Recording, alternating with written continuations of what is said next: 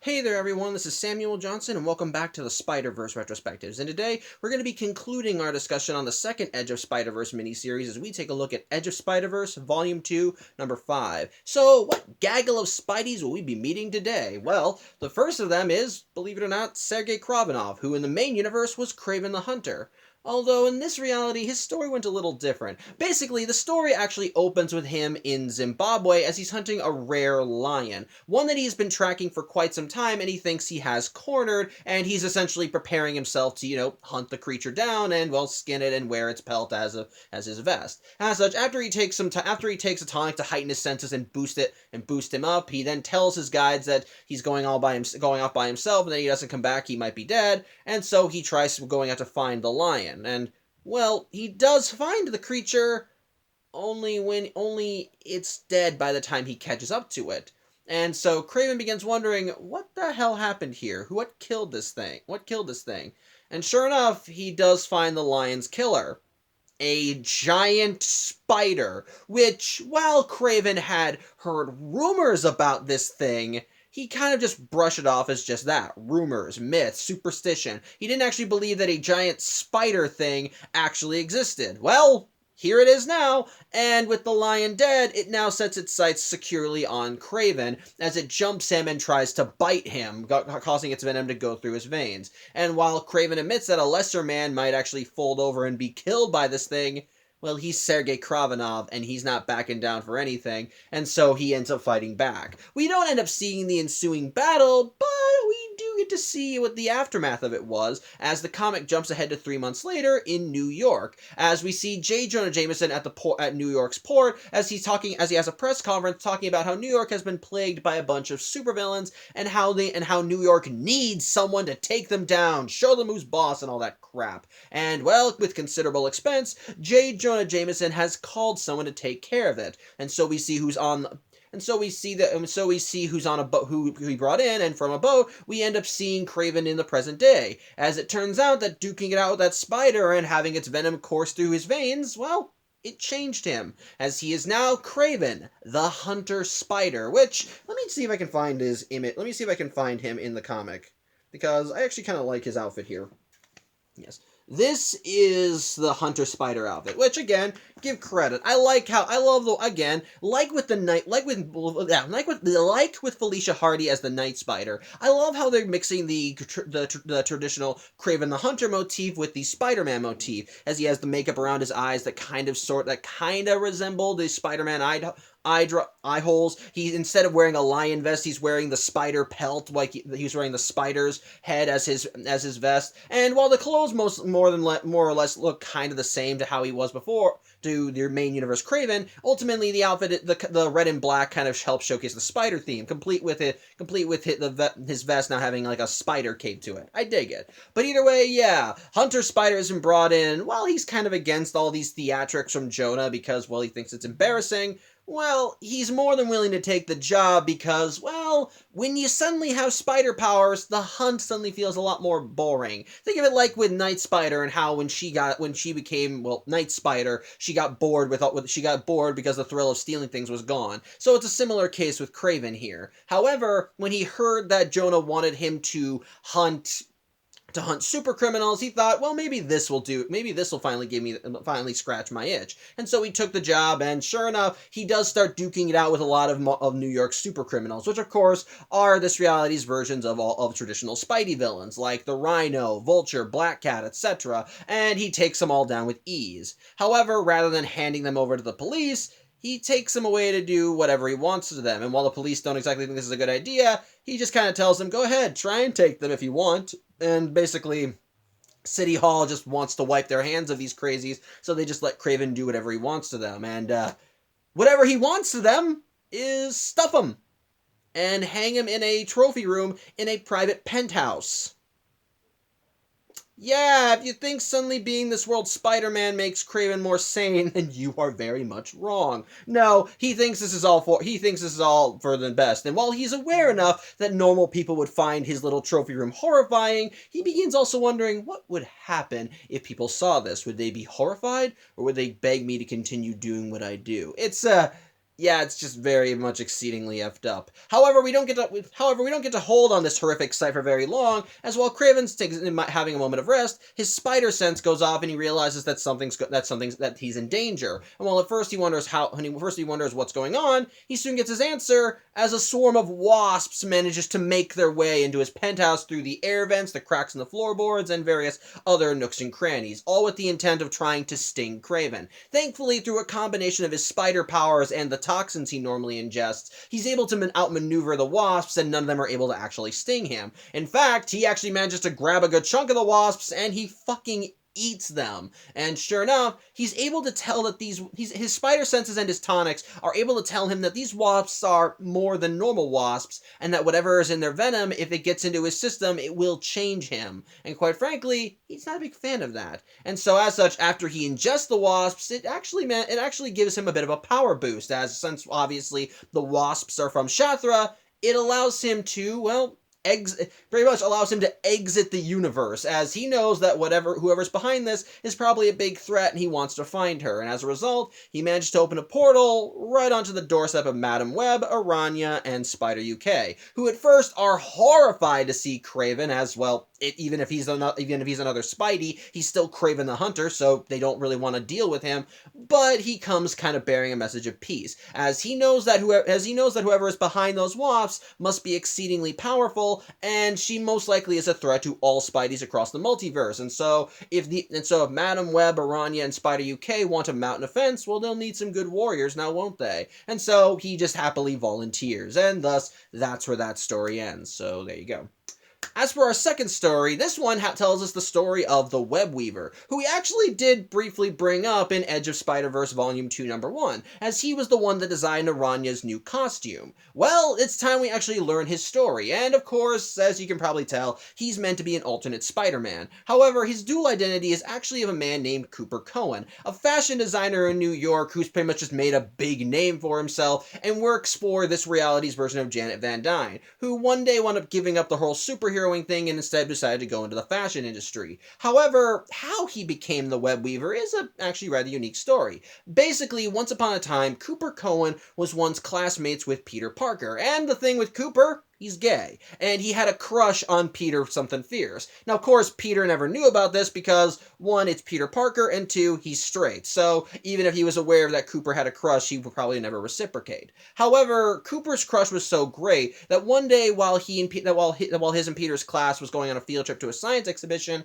well, when the radioactive spider was going to come down and bite Peter, Cooper saw it and pushed Peter out of the way, saving Peter from getting bitten by the creature, but it resulting in Cooper getting bitten instead. End result, he wound up getting spider powers. However, getting those powers kind of became a bit of a hindrance to Cooper's life rather than a boon because, well, when you're a teenager who suddenly gains spider powers, you kind of want to hide them. And as a result, or maybe show them off, depends on the kid, I suppose. But either way, Cooper wanted to hide his powers from everyone, and sadly, that didn't exactly help his day-to-day life, especially since his relationship with his parents was already rocky because he was trying and failing to hide the fact that he was gay from them, and basically this was just the straw that broke the camel's back, and his parents, being dickwads, just threw him out. Thankfully, his aunt and her wife wound up taking Cooper in, and they were a lot more supportive of Cooper than his parents were, essentially just straight up adopting the kid, and they wound up taking a vested interest in, well, his interests, actually giving him the money to go to fashion school and, well, actually get a degree in designing fabrics and so forth. On top of that, Cooper's aunts also were very kind people, very active in the community, doing their best to help out people where they could, and Cooper, feeling gratitude for what his aunts did and following their example, decided that he wanted to give back to the community as well. And so using his knowledge of fashion and clothing design, he managed to stitch together his own superhero costume, and thus he became the Web Weaver, the Spider-Man of this reality. And of course, like all Spider-Men, he essentially just goes around kicking ass, quipping, and looking awesome, which, if I can just find the Web Weaver costume, it actually does look pretty cool. It's, hold on, that's not a good shot. This is a good shot. There. This is the Web Weaver's costume, which, I dig. It kind of makes sense. It still incorporates enough Spider-Man motifs that it's recognizable, but it also is just kind of straight up its own thing, especially as it kind of works in all of Cooper, essentially as it works in more of Cooper's fashion background, as it looks a lot more elegant and classy than a lot of other Spider-Man costumes. I dig it. It's cool. Which, another thing, little thing, well, the reason why it's yellow and black rather than the standard red and blue you would associate with a Spider-Man, it's because the spider that bit Cooper in this reality was the similar design. Kind of reminds me of the world where Peter Parker got bit, where Peter Parker became the Punisher, as in that reality, the spider that bit him had a skull motif on it, which I don't know why. I just kind of find those little details amusing. But either way, that's a different story altogether. As such, basically, Cooper with his fashion expertise managed to get a job working for Janet Van Dyne.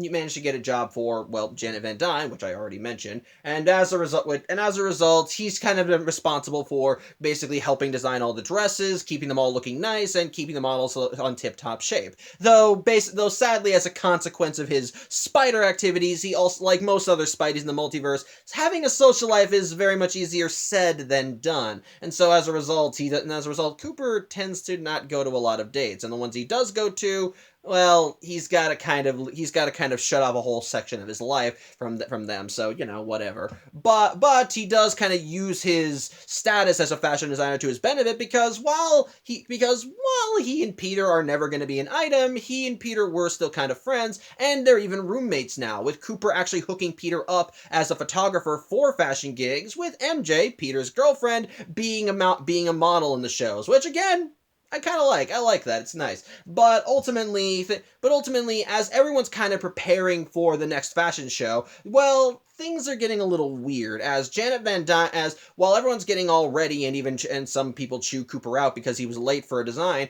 well, they get a double dose of bad news. The first is that this world's version of Silver Sablinova will be appearing at the party, and well, she's showing up with someone who used to work at Van Dyne and who ditched them for a rival company. Whose name is Jean-Paul something. I don't know. They didn't really say his name a lot, so I'm just gonna call him Jean-Paul. And it doesn't help from Cooper that apparently he's an ex. But however, when Janet Van Dyne comes in and they try and tell her about this news, she is instead more concerned with Silver Sablinova coming to the party, and when everyone confirms that, she just kind of storms out of the dressing room and leaves everyone confused and wondering what the hell's going on.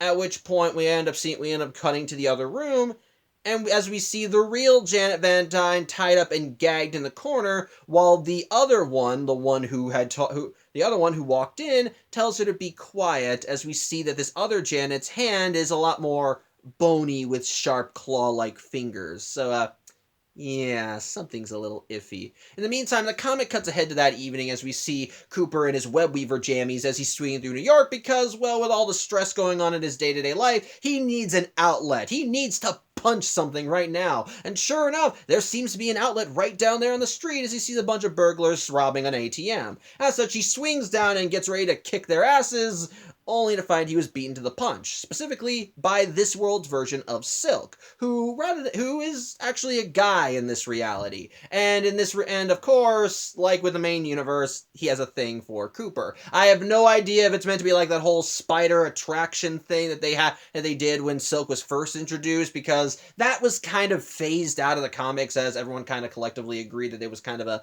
dumb thing for Cindy in the beginning. But the thing is, Webweaver in this version of Silk clearly do have an attraction to one another, as the instant they both see each other, they just start flirting something fierce, and eventually, while Webweaver is very much tempted to take Silk up on all of his flirtations, well, he's got to stay professional, and well, he's got other things to worry about in his professional life. And so after Silk gives him a wink and runs off, Webweaver's like, oh, I hate being so responsible. But either way, the comic cuts ahead to the next evening as the fashion show is in full swing. Of course, Cooper arrives late because, again, spider duties. But, however, as this is going on, Janet ends up calling one of the models for one of the dresses into a back room because she says she wants something to show her. The model nervously takes her up on the offer, but once they're alone, Janet knocks her out and suddenly shapeshifts to look exactly like the model with a sinister smile. As such, while Cooper is just kind of scrambling to get everything in order and we see all the models getting ready, well, that's when Cooper's spider sense goes off. And yes, before anyone brings it up, I'm aware that he calls it web sense, but I don't care. I'm just going to keep calling it spider sense. I am aware it's probably his own unique variation of it, and even the effect for when he gets it is is different from other versions of spider sense. But to counter that, I say when Spider-Man Noir had his spider sense, it looked like a red spider imposed over his face whenever it tingled. So I'm just going to say this right now. I do not give a shit if he calls it web sense. It's literally still his spider sense. It functions exactly the same way. I'm gonna call it spider sense. He can call it web sense if he wants, it's his powers, but I'm gonna call it spider sense. Are we good? Okay, trivial detail that I needlessly focused on aside, Cooper's spider sense goes off and he realizes, okay, something's going off, and so giving the excuse that he left his expensive scissors back in the studio, he runs out and quickly changes into his web weaver jammies as he realizes that something's gonna go down to this fashion show and he probably needs to be on standby in the web weaver to take care of it. And sure enough, as all the models are going off, he happens to see the model that this imposter is, well, pretending to be, and as this person is walking by, we see that as this person gets close to Silver Sablanova, who's in the audience, that's when the web weaver sees her bony hand claws, and so, not taking any chances, he comes in and kicks her in the back of the head, knocking her to the ground. Of course, nobody else saw the claw things, and so, from their perspective, the web weaver just kicked a random woman on a fashion show, and so, everyone freaks out and runs away, which leads to a very funny line where the web weaver says, "Hey, wait, no, hold on, I don't have anything against fashion models, some of my best friends are models." That sounds very pretentious when said out loud. I don't know. I found that cracked me up. But ultimately, the fashion model starts shapeshifting, and we see who's really behind all this. This world's version of the Chameleon, who, one, is a girl in this reality, and two, looks a lot more horrifying than her main universe counterpart. Let's see if I can actually find a good picture of her. Yeah.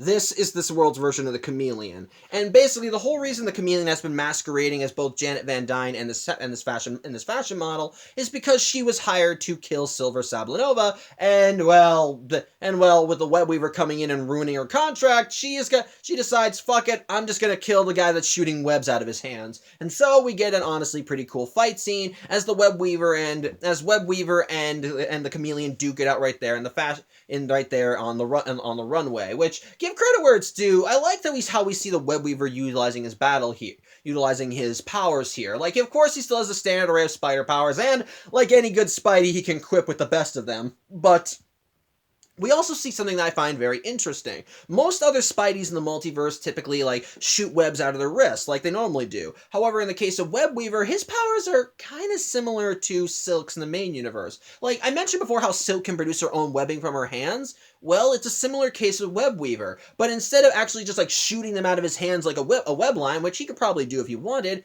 he literally weaves the web from his hands. It's actually makes the name Web Weaver very appropriate, so I dig it. It's pretty cool. But either way, he's able to use his webs to kind of trap the Chameleon in a big cocoon. But before he can actually knock her out, that's when someone calls for help, and the Web Weaver doesn't have enough time to react. Thankfully, a bodyguard that Silver Savanova brought, or more specifically John Paul brought, manages to get the guy out of the way and save his life. And eventually, the Web Weaver's like, "Wow, that guy's cool. I didn't know even my web sense didn't pick that up." But ultimately, this kind of distracts Web Weaver enough so that the Chameleon can break out of her binds and once more continues the fight. Thankfully, the Web Weaver kind of saw this coming, and so as they're battling, he ends up shooting web lines behind the Chameleon, which at first she mocks him for because it looks like he missed, until he manages to dodge around her attacks and deliver a swift kick, sending her flying right into the web trap that he had been making behind her.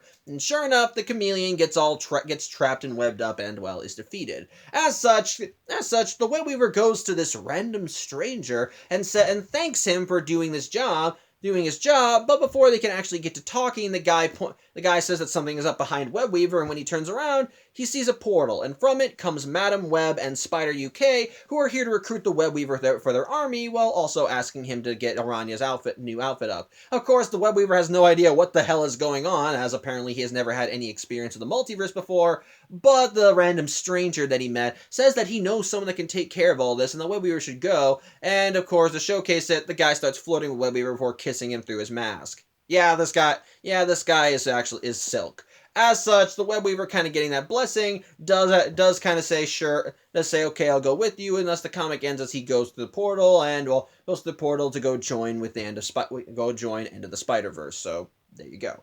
But ultimately, there's still one more story left, and this one is a weird one, to say the least. It tells the story of Silly Spider, a news strip comic character who is essentially just a talking cartoon spider. His gimmick, he likes trapping flies in his web and saves them for later to eat them, and he deals with other corporate knockoffs and parodies of corporate America who want to give him the business, and of course, through silly antics, he's able to get out of it as quickly as possible. Well, one of the comic strips that we're seeing getting drawn is Silly Spider sitting alone in jail, wondering how he's gonna get out of there. There's no way he can get out of there. If only he could actually break through the walls. But as he's pacing around, he happens to see a wall that's covered in bricks, and that if he hits hard enough, he might be able to break through that wall. And this wall has the number 4 on it. It's a mysterious 4th wall. Yeah, if you can't tell what this is, it's going to be funny. But either way, using cartoon antics, he's able to get his silk all tied up together and then chuck it right at the brick wall, which does manage to break it, and gets him not only out of his prison, but out of the comic strip. Like, he actually starts climbing out into the real world, and even he's like, the hell's going on? Where am I? This place just looks weird. Though he does kind of get a kick when he sees the pencil that was used to do his comic strip, and he just starts doodling with it. As such, while Silly Spider continues asking questions about the plane of existence he just wound up on, he looks up and he does see a gaggle of flies roaming around a nearby window, and he's like, oh hell yeah, this is gonna be good. And so he manages to get up there and manages to grab one of the flies with the intent to eat it. However, as he does this, we soon see the artist for his comic strip, as well as the artist's boss, come storming into the room. The artist, this world's version of Peter Parker, called P.T. Parker, and his boss, J. Jonah Jameson, obviously. And as such, when the pair come in, they don't notice the cartoon spider sitting on the windowsill because they're wondering, hey, what happened to Silly Spider? He was just in these cartoons. Of course, and the reason why they didn't notice it was because P.T. went off to get like a snack and so forth, and Jonah is not exactly happy that the comics aren't out, that the comic is ruined, as apparently the comics are a big hit with his papers, and he needs them to sell the papers, so he just continually starts chewing Peter or PT out and starts calling him a has-been, or no talent. Basically, he's just never going to amount to anything if he just keeps going off on his cartoons and all that. He needs to get back to work and dedicate himself, which, when Silly Spider hears all this, he gets kind of annoyed with old Brillo Puss, as he decides, well, he deserves a bit of a lesson as well. And so he ends up getting his silk wand up again, and he chucks it right at Jonah's head, hitting him square in the forehead, knocking him out, kind of knocking him aside. I don't know if he knocks him out or that's just a throw to the head, but ultimately Silly Spider decides he doesn't want to be around here anymore, and talking to the fly he was about to eat, he manages to hit a ride with him, and I don't know how, and don't ask me how he can talk to flies, again, cartoon spider, whatever, and he flies out to New York as he wants to go and find some place to get a drink. However, before he can go in and admire this, well, the story ends as Madam Web and Spider UK come in as they want to recruit him for their army, so, there you go. Alright, so, thoughts on these stories. So first, the Hunter Spider story. Fucked up. That is the best way I can describe the first story with Hunter Spider. Fucked up. But quite frankly, what can you kind of expect with a world where Sergei Kravinov got spider powers? And that's exactly what the story delivers on. There's no real big conflict in the story, it's literally just kind of giving an origin and explaining how this version of Kraven operates as the Hunter Spider. As, ultimately, at the end of the day, it's just Sergei Kravinov with spider powers, like I said. And the story doesn't showcases that, unlike most other Spideys in the multiverse, he doesn't live under the mantra of with great power there must also come great responsibility. He is a hunter, and he uses these spider powers to improve the hunt in any way possible. It's just that because he's this world's spider person instead of Peter Parker, there's no Spider-Man for him to hunt, so he settles for hunting all the other super criminals. And of course, because he's a mix of Kraven the Hunter and Spider-Man, he takes them all down with ease, and, well, like with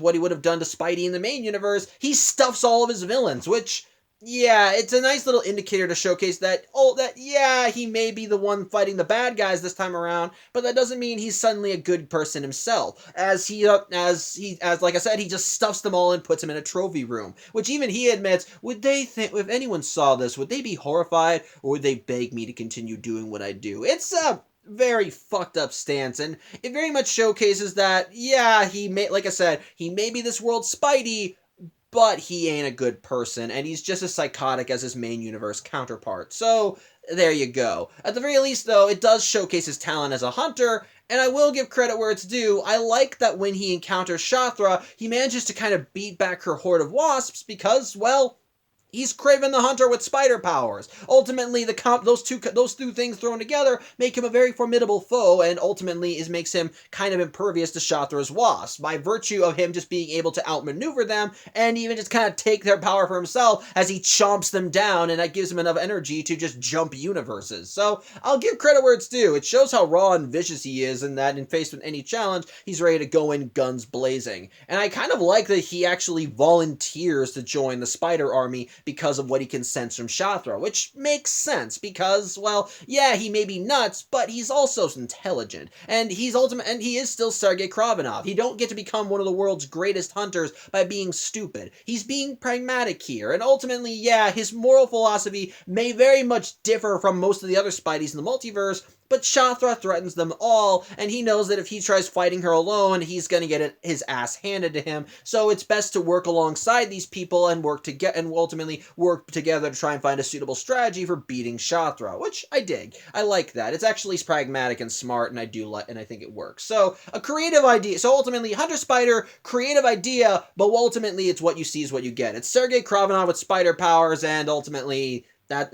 yeah, combination ultimately showcases that no matter the world, he's nuts as nuts can be. But anyway, yeah, interesting idea, still very much fucked up. Then we get to the Web Weaver, and I'll say this. It's enjoyable. It's very much enjoyable. Much like the Sun Spider storyline, the Web Weaver is supposed to be is meant to essentially be a representation of essentially minorities or all smaller voices. In this case, the Web Weaver is supposed to be kind of representative. Is supposed to be inclusive in the fact that he's an openly gay Spider-Man. But I am going to say one very big thing in benefit of the Web Weaver story in comparison to the Sun Spider story. And I'm sorry I keep beating this dead horse, but the one thing that makes what makes the Web Weaver story so much better than the Sun Spider story, it has the fact that he's gay be a part of his character without sacrificing his character. That's immediately a thing that puts his story above Sun Spider's, which I have to reiterate. Again, I like Sun Spider. I want to see more stuff with her. It just still bugs me that her story last issue mostly focused on her status as a paraplegic versus how she was as a character. And as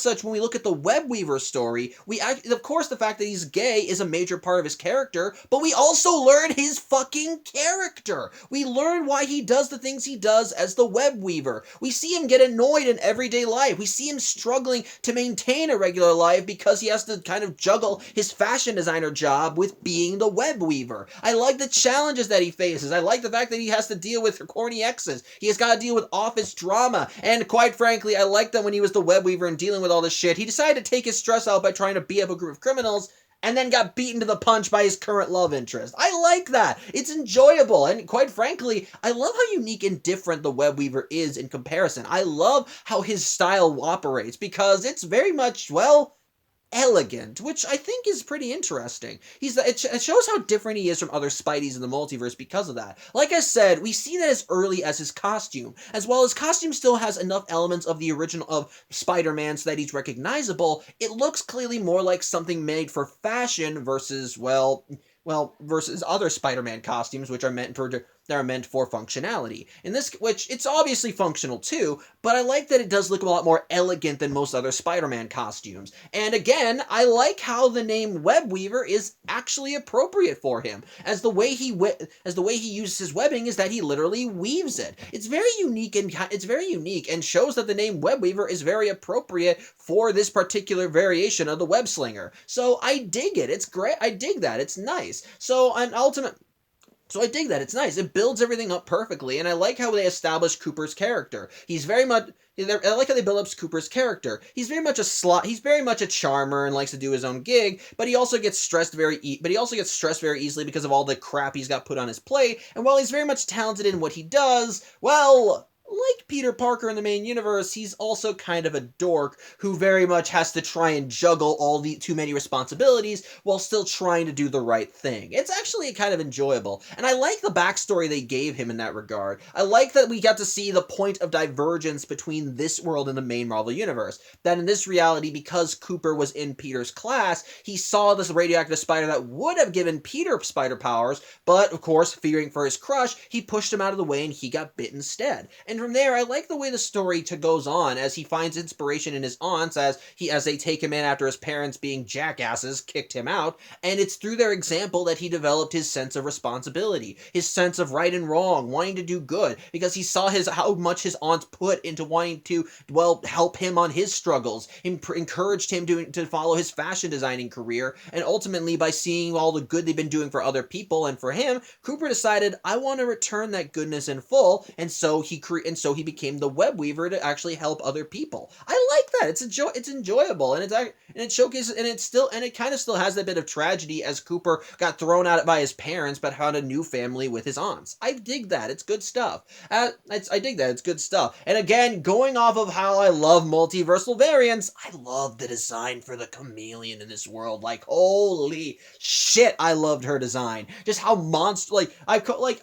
when I first read the story, I really should have realized that this was supposed to be the chameleon, as, well, Web Weaver is still a variant of Spider-Man, so obviously the Web Weaver would still be dealing with some of Spidey's enemies. But I love how unique they are, and I'll give something else to the Web Weaver's universe. It's one of those worlds that's just different. Not too big, just different. A different world, a different world. While we can see a definite point of divergence with Cooper pushing Peter out of the way when he was about to be bitten by a spider, everything else that we see here kind of goes in its own path, and it does start making, and ultimately what the things that are changed about this world have nothing really to do with Cooper getting bitten by the spider instead of Peter. It's just a world that's different. After all, I doubt Cooper being Web Weaver versus Peter being Spider-Man would have an effect on Janet Van Dyne wanting to suddenly stop being the Wasp and become a fashion designer. I would suspect that a similar thing would happen with Silver Sablinova, as instead of being a mercenary like her main universe counterpart, she's just a socialite that's famous online.